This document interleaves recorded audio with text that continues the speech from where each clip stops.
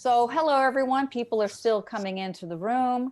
We're happy to see you all and welcome to yet another day, morning, and evening of Sutta and the City.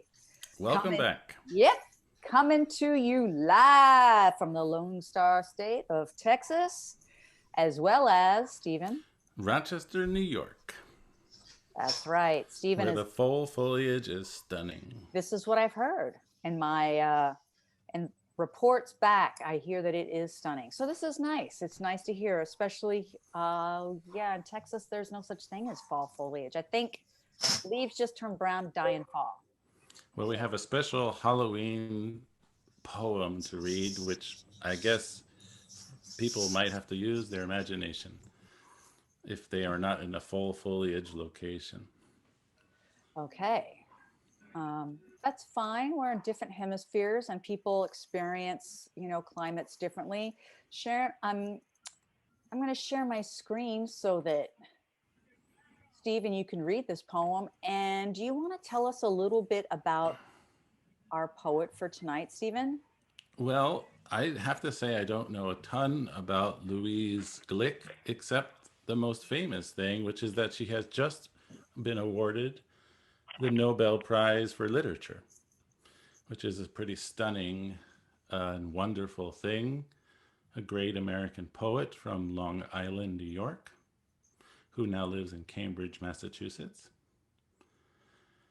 And she has been writing poems for a very long time. I think she's in her mid 70s. And so I thought this would be a fun one to read, not only to acknowledge her, but to acknowledge the season, at least as I'm experiencing it. It's a little spooky. I hope it's not too scary. So I guess we'll give it a read here. It's called All Hallows. That's a reference to Halloween.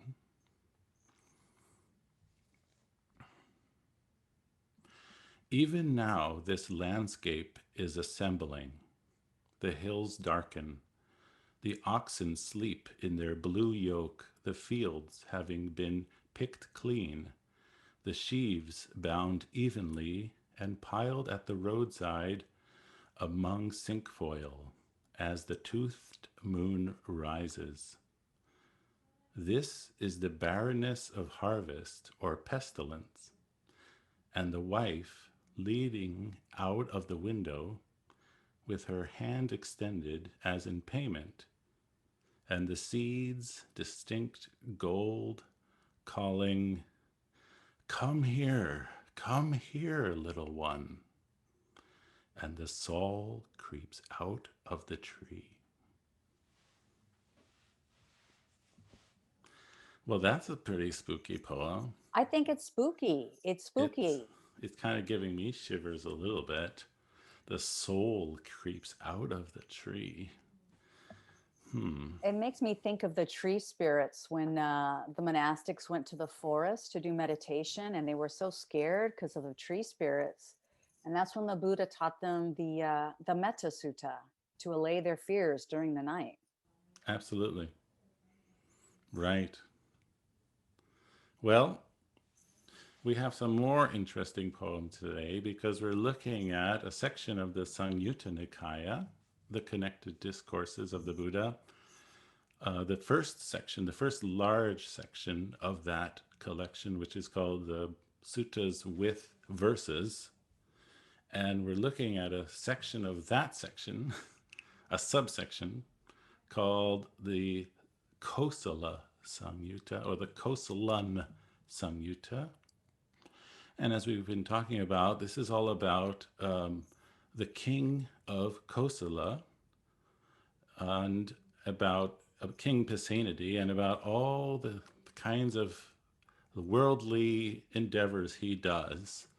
And we spoke a little about the concept of the Indian Game of Thrones, about the intrigue that happens between warring kingdoms and warring kings and queens and intermarriages and assassinations and taking over.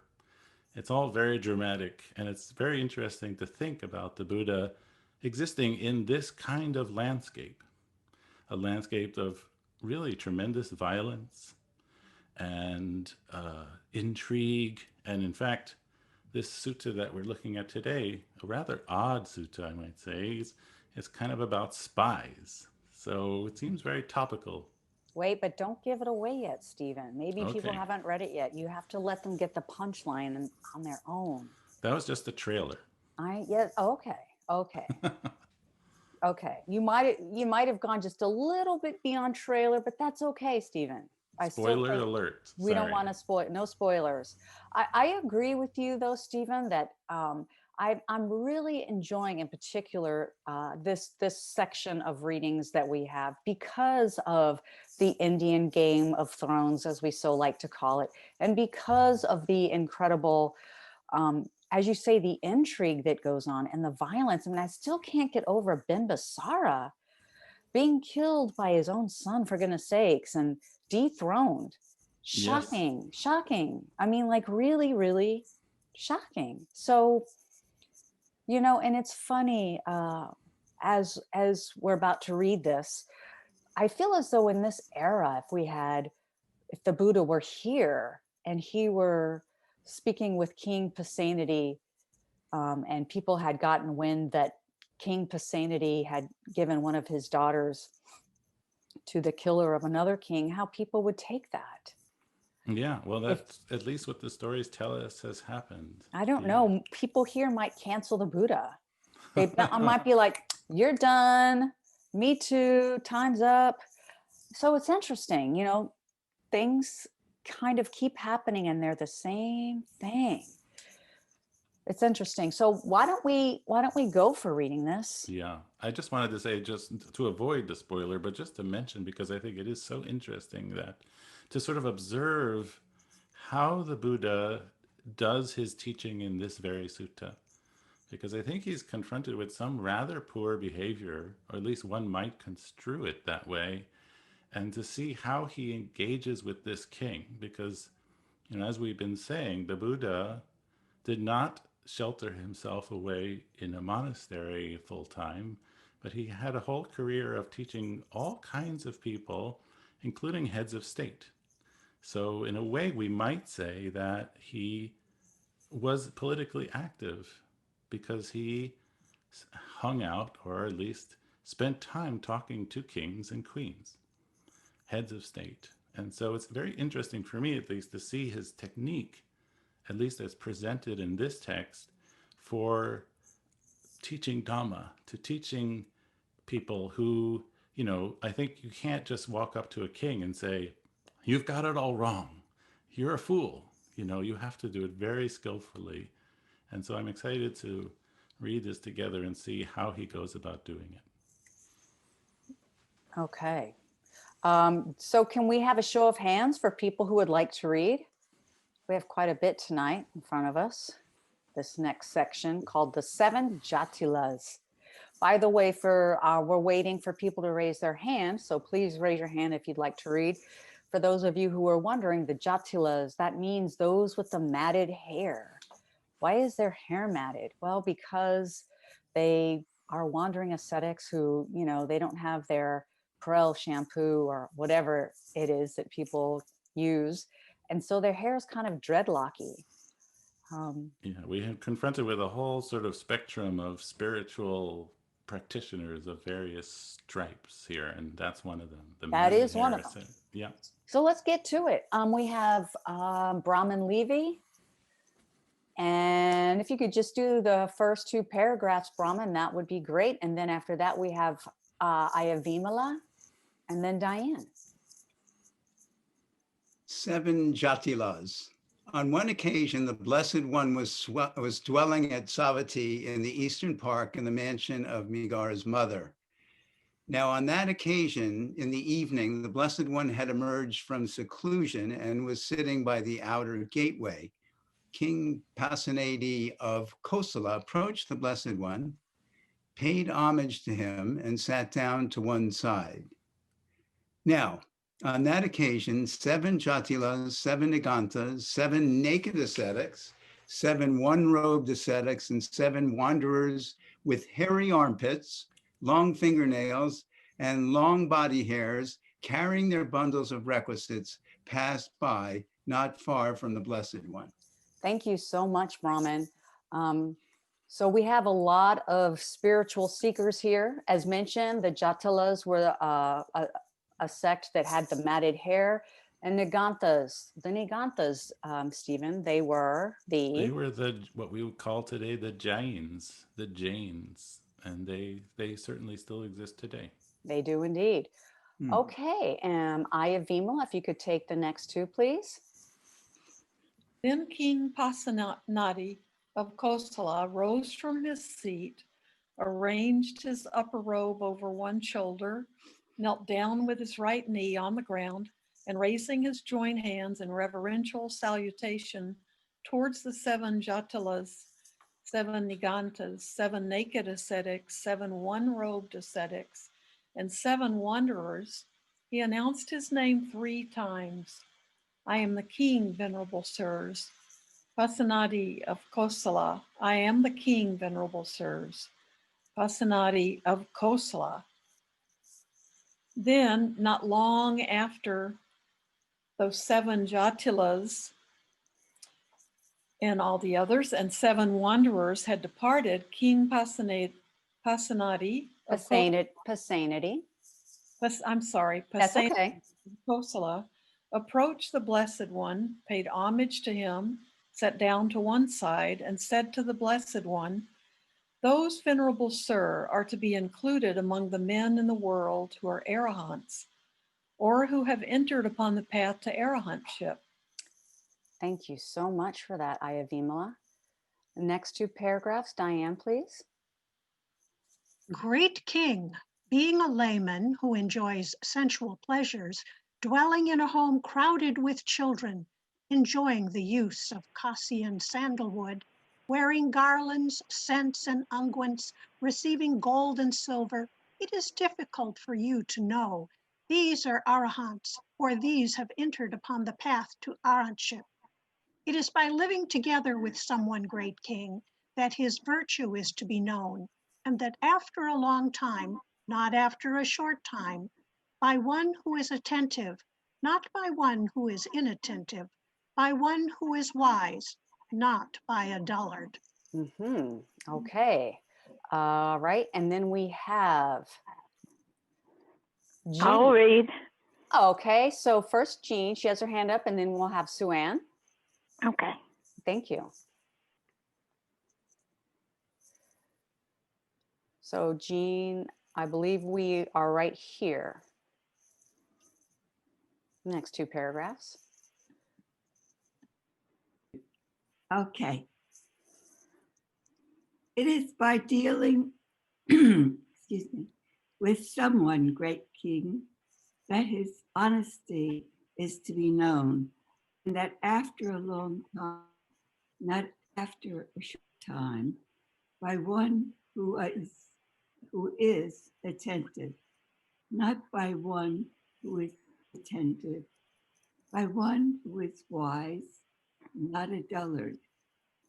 It is in adversities, great king, that a person's fortitude is to be known, and that after a long time, not after a short time, by one who is attentive, not by one who is inattentive, by one who is wise, not a dullard. Thank you. And Sue-Ann, next. It is, okay.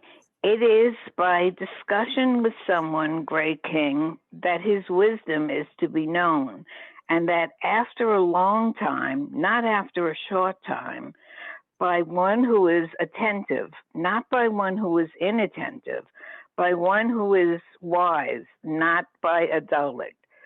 Sorry, my page just slipped. Okay. It is wonderful, venerable sir. It is amazing, venerable sir. How well this has been stated by the Blessed One. Great king, being a layman, it is difficult for you to know, as above, by one who is wise, not by a dullard. Thank you so much. You're And thank you. And then we have Gita.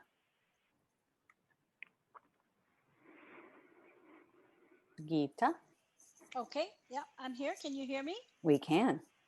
Thank you for the opportunity.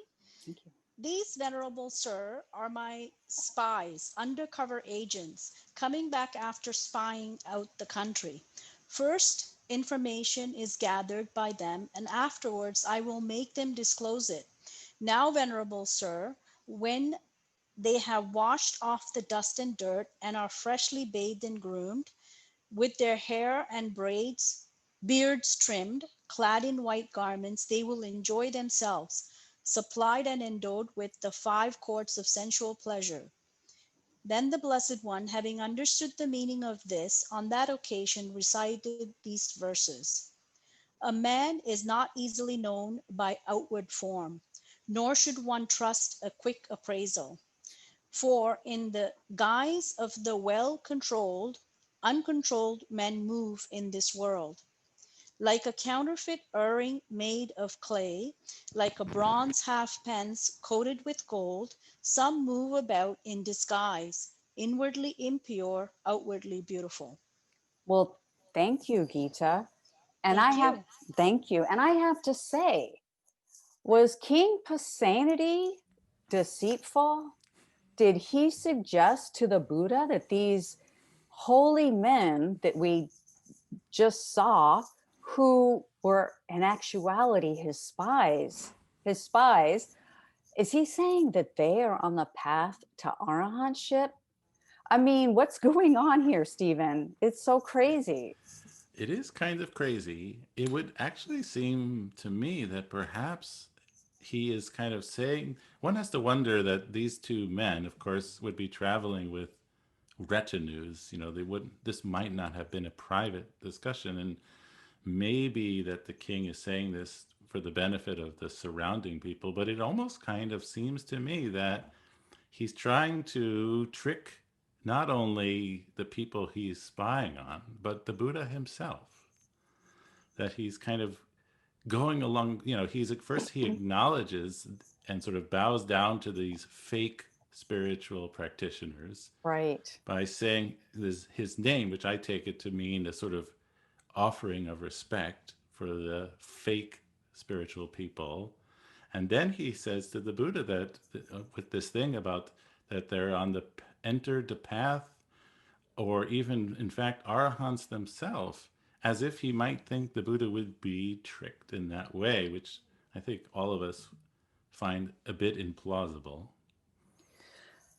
Right. Right. So it's, yeah, it's amazing to me um, that he did that. And I think in some ways, we spoke about this earlier. I don't know. I think you're giving him a little bit more credit. I mean, you're saying that perhaps he's saying this for those who are in there, accompanying them. But yeah, I definitely think that he is completely deceitful to whoever is around, and especially to the Buddha. It's kind of an amazing thing. Well, he's acting very much like a politician. We might say that he is spying on neighboring countries, which of course all countries do, and he's sending agents over in disguise to get intelligence, and he's sort of playing as if he's in on this ruse. And I find it fascinating that the Buddha is spending a lot of time with King Pasenadi, at least in this section of the book. And we both know that they were the same age and they were both considered Kosalans. And,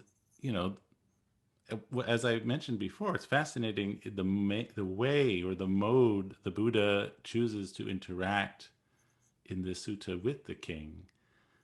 Because I think we can all agree that impersonating a monastic is a pretty bad thing to do. In fact, it was a big problem, Regina, in New York City for a while, where we had people going around in monastic garb asking for money for non existent uh, retreat centers or monasteries.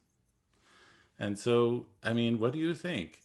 Do you think that the king should be sort of taken to task for this, or maybe he's kind of just going along for theater?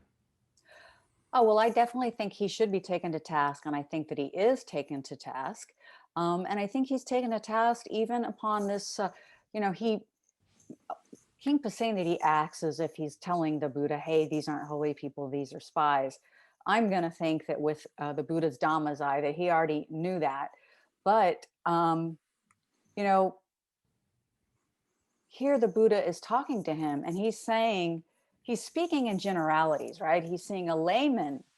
He's not saying you. He's saying a layman who enjoys sensual pleasures and a home with lots of kids with these beautiful perfumes, and you've got gold, you know, the bling, bling, bling, right? All of this stuff happening. It's kind of hard for someone like that to know whether or not someone is an arahant. He's not saying this directly to King Pasenadi, of course. It could be anyone who's got the, you know, gold and silver bling and the lots of kids and the huge home. I don't know who that could be, but I think he is taking him to task. And then what we go into like this formulaic, these paragraphs where he is saying that these are the ones who are able to know by living together with someone, great king, that then a person's virtue is to be known. And that after a long time, not a short time. In other words, you have to really know someone for a very long time before you can assert that someone is virtuous. And not only that, you have to spend a lot of time with them, but attentively. In other words, mindfully. And that someone who is attentive, and not only that, but wisely and attentively, and certainly not a dullard. And I'm not sure who that dullard could be, but surely it's not King Pasenadi, is it, Stephen? Well, who knows? I mean, for me, the great value of these texts is that they can be taken up by the reader, by us. And so, you know, we can talk about King Pasenadi's foibles and whether or not he was a great Buddhist practitioner. And that's sort of an interesting question, too. And it's interesting in the way that the Buddha chooses to interact with the king. That's interesting, too. But I think that we can maybe also find these things in our very lives. That, I mean, the greatness of these texts is how relevant and fresh they can seem today, and how pertinent they can be to our very own practices. And we can, in fact, kind of reflect these back to ourselves and see, you know, how self-aware are we of our own selves. And we might think of ourselves as very advanced spiritual practitioners. We might think of ourselves as very virtuous, very honest, full of fortitude, wise. But are we being attentive enough to know? Are we being mindful enough to really know? And of course, the age-old question always arises is, how can one be aware of one's own spiritual progress? Which is an interesting and complicated question. Well, it is complicated. It is complicated. It's very hard to know oneself. And I want to just share, I love sharing literary equivalents to the Buddha's teaching because, you know, everyone came after the Buddha. However, I absolutely love this quote, and I'll share it with you, from Alexander Pope. And many of you may be familiar with it. And if you're not, that's fine as well. So this is from his essay on criticism. So a little learning is a dangerous thing. Drink deep or taste not of the Pierian spring. There shallow draughts intoxicate the brain, and drinking largely sobers us again. So what is this Pierian spring? Well, this is like the font of knowledge. And what is Pope telling us? Well, he's telling us that if you know a little, be careful, because you may just think you know more than you really do. And so what he's saying is drink deeply. In other words, learn deeply. And by learning deeply, you can think with a more sober and or mindful, attentive mind. So this is kind of related in a way to Pasenadi. The Buddha's sort of saying, wait, you have to know something, and you have to know it well, and you have to know it deeply. And I think he's sort of letting him know that what you think you know is not what you know. And I agree with what Stephen says. It's truly important. We shouldn't just look at King Pasenadi and say, oh, what a silly guy. He thinks he got it over on the Buddha. But I think what we could really learn from this sutta is, have we really taken a deep drink of knowledge? Or have we taken a sip of a teacup and think we're really the expert on it? And how do we know? How do we know if we are wise or a dullard? Have we spent a long time with virtuous people so that we can recognize it? Have we spent time experiencing adversity so we can know what it's like to have fortitude? Because unless we do experience these things, there's absolutely no way that we could, nowadays they like to call it grit. It's such an important thing to have grit so you can make it in life and produce and not fall down, not experience bad things and then collapse and say, I just can't deal with life. It is to be known. It's sort of like, the Four Noble Truths. They're to be known. They're to be understood, to be experienced. But what does this have to do with anything in the sutta, Stephen? What does it have to do with anything in the sutta? Yeah, what is this? Why is the Buddha telling him this? Well, let's go to the verses at the end, the so-called punchline. Mm-hmm. And so, nor should one trust a quick appraisal, for in the guise of the well-controlled, uncontrolled men move in this world. And so many of us, starting with myself, of course, want to put on a persona, an affect, which might not line up perfectly with my true self. I want to be perceived as knowledgeable and calm and patient, but am I really? Or am I more like a counterfeit earring made of clay or a fake piece of money?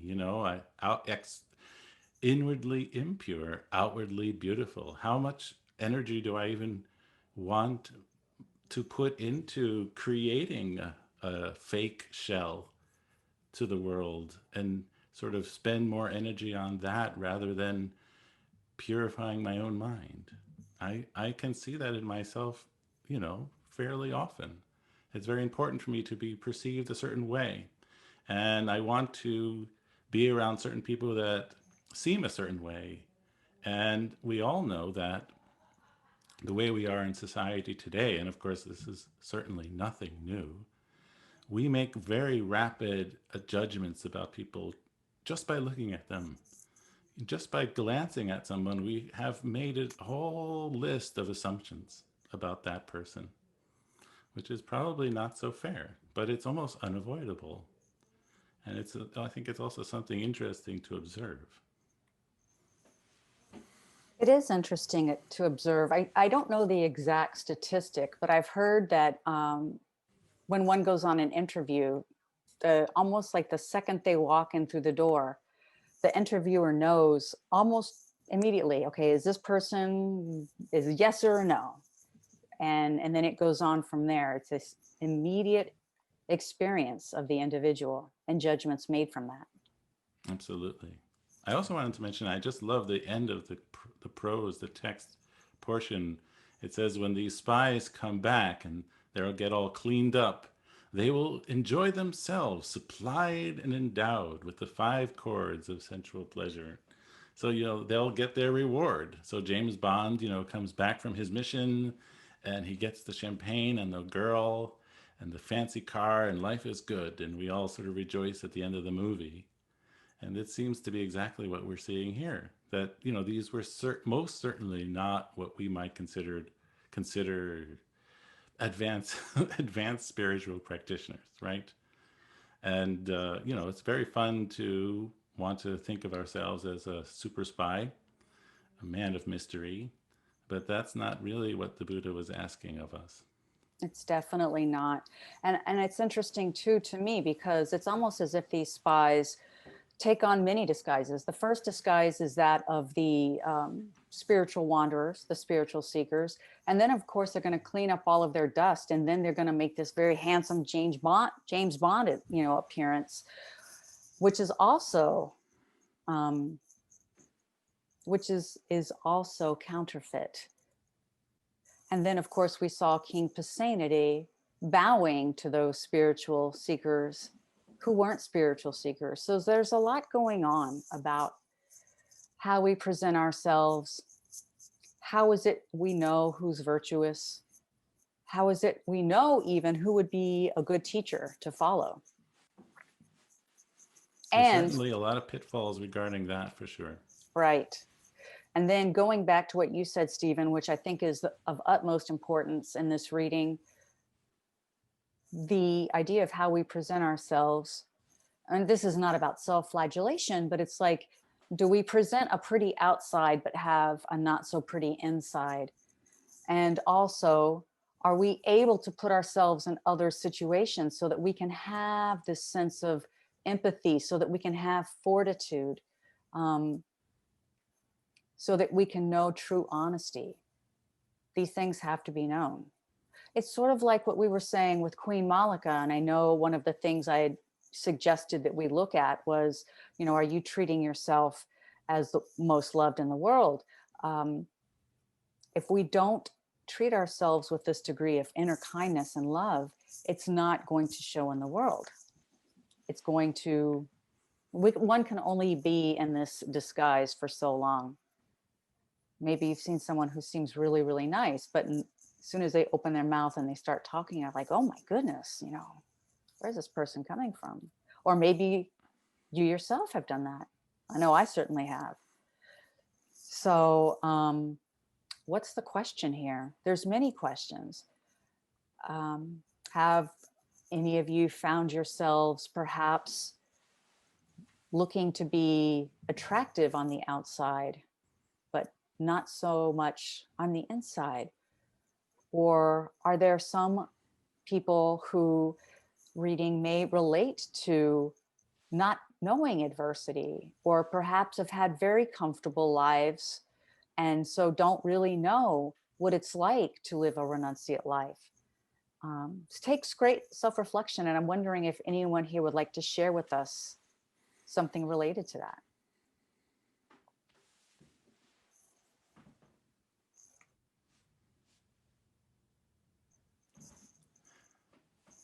Stephen, do you want to share one of your experiences, if you have any?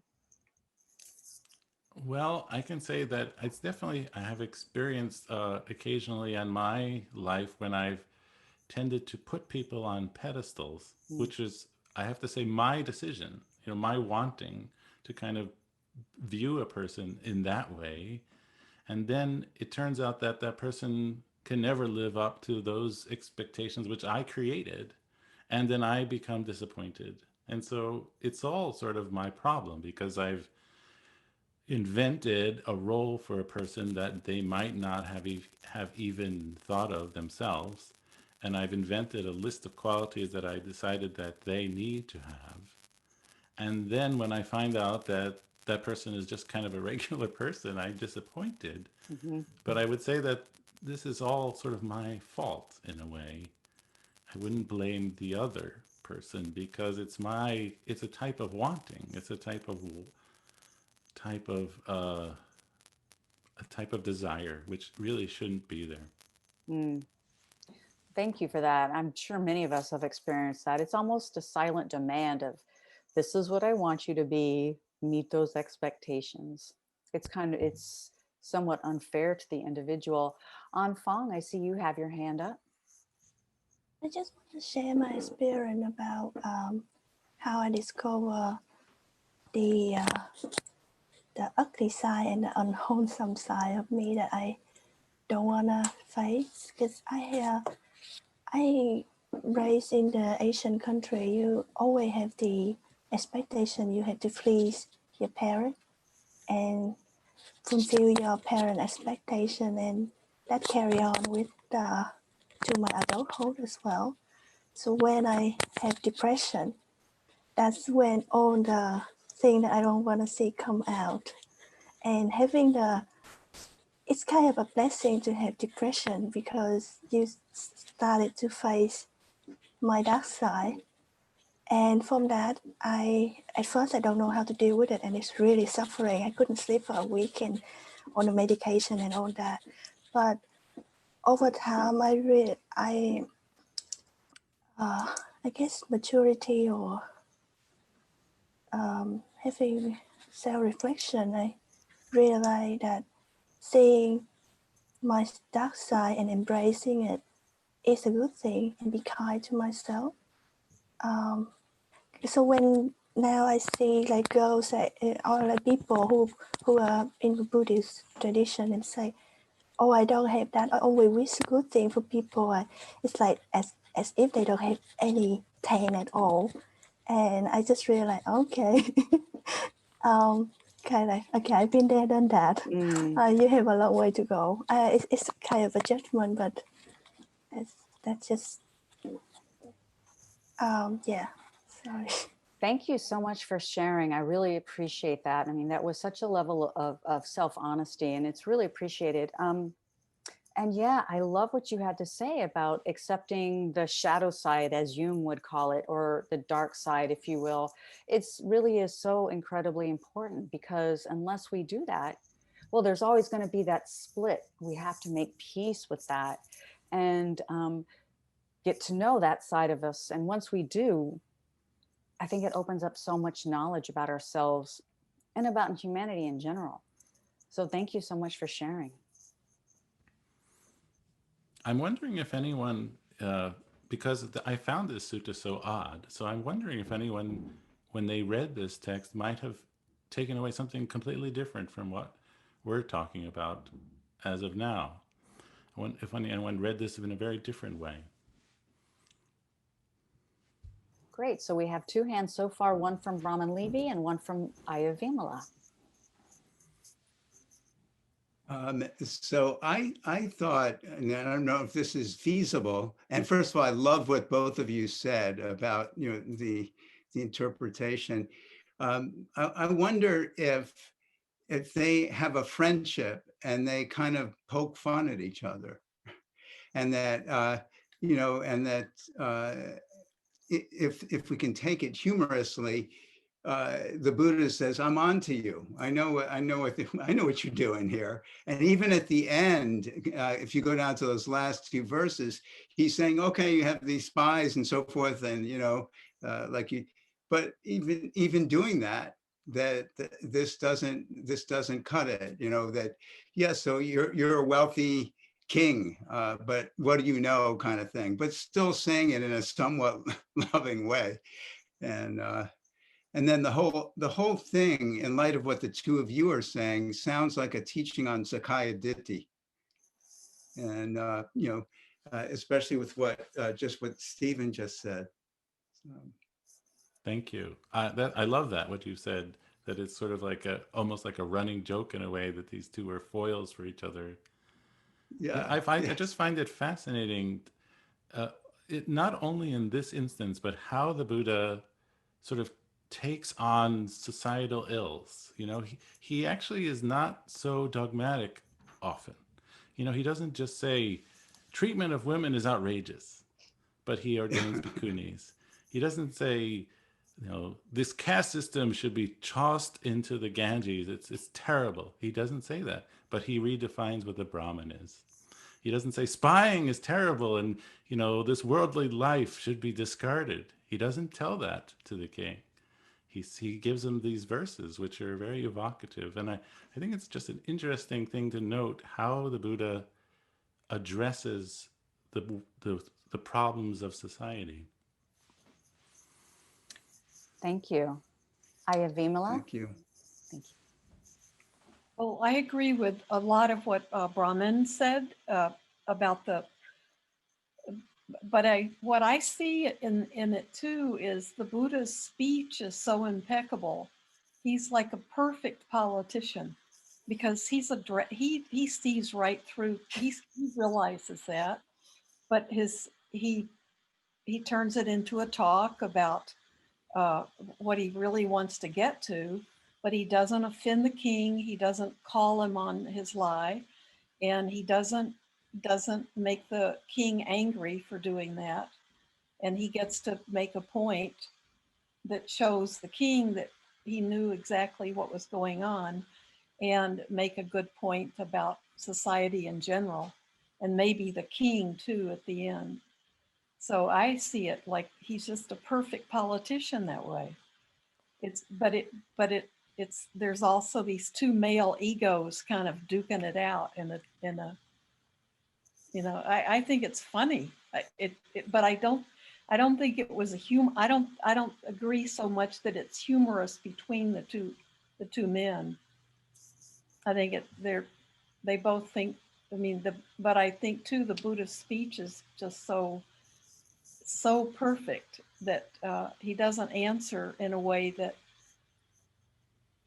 that I would probably want to answer if I thought the king was lying to me, and if I had a pretty good sense. I'd want to call him on it, in front of all of his friends and all of his all the people there. And that's not how the Buddha operated. So we get a beautiful story out of it. Absolutely. Thank you. I agree with you 100%. I mean, we see the master in action here, the supreme teacher. We see a person who knows exactly how to speak to his students, we might say. The exact right thing for the best effect. Because obviously embarrassing a king in front of his retinue is probably not the best thing that's going to further their relationship in a positive way. But this extraordinary, first of all, the ability, as it's at least claimed, to be able to spontaneously speak in verse, because this, of course, is an entirely oral tradition here, is in itself somewhat extraordinary. And we often said that the Buddha had this ability. It's just beautiful. And I think we can all learn so much, even just from the mode of address, the style of teaching. And I find it very inspiring. I was wondering if Tarania had anything to add at the end of our session, if she might. No, not much. I love everything that everybody says. So helpful. But I have to admit, I guess I must have been in a bit more of a mundane mode when I read it, because I thought about somebody once told me that I had such a Pollyanna mind that I could fall in love with the telephone pole, because I'd see the good in it, but I've learned through the years just to watch this habit of my mind that it just takes very little information, and then create somebody out of it, like I think it was like you were saying, Stephen, and how I get in trouble downstream then, because then I find out who they really are, and it might be a whole different matter. So this invitation to slow it down, take your time, which fortunately, as I get older, I don't have many other option than to do that, Everything slows down a lot more naturally anyway, but it's good advice. Thank you. I'll definitely take that advice. No question. So yes, slowing down and looking from a place of wisdom, of mindfulness, I think is definitely a key takeaway here. And I hope that that you'll be able to reflect upon this sutta as you go about and enter upon your weekend, and maybe see how you can integrate this into your life. Would love to hear, we didn't get to hear how you did the previous exercise, but we would love to hear, if you're able to integrate the teachings from the sutta into your life. And perhaps we can explore that at the beginning of our session on Sunday. That would be really interesting. So thank you, everyone. And we have like 10 seconds for a brief metta. So why don't we get into a place of silent reflection and think about the importance of slowing down, taking time, and allowing ourselves to experience things, difficulties in life, depression, so that we can fully understand them, so that we can understand those who experience these mood states, and so that we can learn the lessons of them. And realizing that learning is a process that's not always easy. We can forgive ourselves for not being perfect. And no matter what, like Queen Malika, we strive to understand the truth that we can search the world over and find no one dear or more dear to ourselves than ourselves. And we wish mightily that we may be happy, that we may be healthy, that we may live with ease, and that we may create the conditions to bring this about. May all beings live with ease. May all beings have the conditions to do so. And may we be a light for ourselves and those in our lives. We wish this may be so.